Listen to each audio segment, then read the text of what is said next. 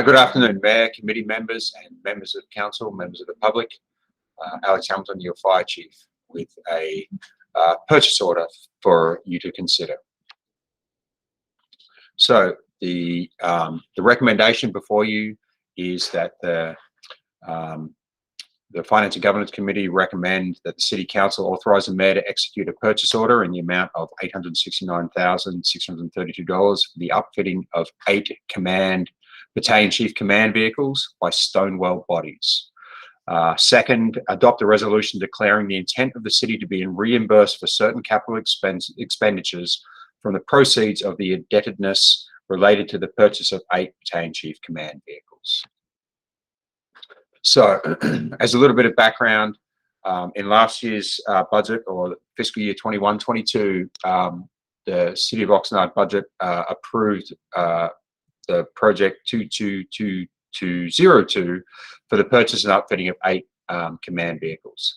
This is to replace 4 current command vehicles for battalion chiefs, increase the number of command vehicles for the 2nd Battalion that's about to go into service, and then reassign 3 command vehicles to chief, assistant chief, and 1 into reserve status. And you see the image there on that slide. That was a traffic collision that occurred while the battalion chief was responding to an incident. Fortunately, there were no significant injuries from that accident, but I want to highlight that photo as we get further into this presentation. That vehicle, obviously, as you can see, was a total write-off. And so just a little bit more of background, the battalion chief vehicles essentially serve as a mobile command post for any kind of large-scale event within the city, so any multi-company or multi-unit response. Also used for initial attack on wildland fires for our surrounding areas and those kind of things. So it's sort of a central hub where we can command an incident from. So as you can see there from the slide, these vehicles carry a myriad of radios, communication equipment, firefighting equipment, life-saving devices, self-contained breathing apparatus, which is what we wear when we go into smoky structures, a mobile data computer, the M-Track that you see there, that's a traffic preemption device, so that while we're responding to calls, it'll actually change the sequence of the lights so that we can respond more quickly and get to calls more quickly and more safely. And then obviously light sirens and a mobile workstation. So part of the reason we went with a Stonewall Bodies design is that it has a clean cab design. That means that none of the personal protective equipment our battalion chiefs wear will be stored in the vehicle with them. It actually can be stored in the back of the vehicle, and you can see sort of that box on the back. It's made, it's a completely aluminum fabricated box that goes on the back of these pickups.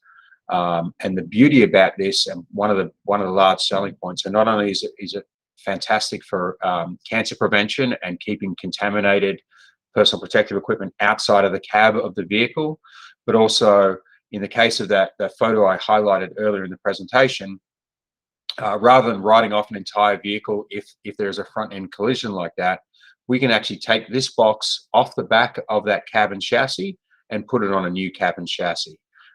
It is our intent that these command boxes will actually be placed on, once the cab and chassis of these current vehicles goes out of service in 10 or 12 years time, these boxes would actually just be placed on a new cab and chassis and continue to serve the city of Oxnard.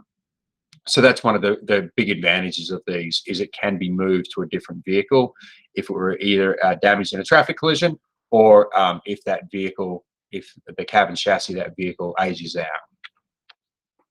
So as you can see here, here's the current design of our vehicles. As you can see, there's a lot of equipment in those sort of SUV style command vehicles.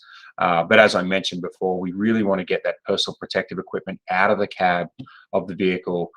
Same with a self-contained breathing apparatus. This is equipment that can often continue to store carcinogenic materials in them even after they've been cleaned. And so here you can see that clean cab design. There is a lot of room in the back of these cabs to be able to store that additional equipment. This setup that you see here is more for, it has some chainsaws and things like that that we're likely not going to carry on a battalion chief vehicle, but certainly you can see there's an SCBA, excuse me, a self-contained breathing apparatus, and that's where we'd be storing our equipment. The picture on the bottom left, that's that mobile command area. So this is where we can track our units on a multi-unit response, and that pull-out drawer is critical for our battalion chiefs to be able to function on an emergency incident. So there has been an increase in the cost, unfortunately, of the upfitting of these vehicles. So as you can see there, we first estimated that back in, we used the 2019 price of a $60,000 upfit. The current price, unfortunately, has risen to $108,000 or a little over. That's in large part due to the incredible increase in the cost of aluminum. And obviously inflation has had an impact on prices all over the economy, but aluminum in particular has gone up significantly. So this does put us over budget, as you can see there, by $329,000. And so for the financial impact for this is, as you can see from that slide, originally we were allocated $960,000 for the purchase and upfitting of these vehicles. So far, we've spent just under $420,000 on purchasing the cab and chassis. And so there is a balance of $540,000 to be used for the Stonewall Bodies PO. So the additional $329,000 will actually become from revenues generated from the fire department mutual aid response, meaning our personnel responding out on wildland incidents. So there'll be no additional impact to the city's general fund. And with that, happy to entertain any questions. Thank you so much for your time.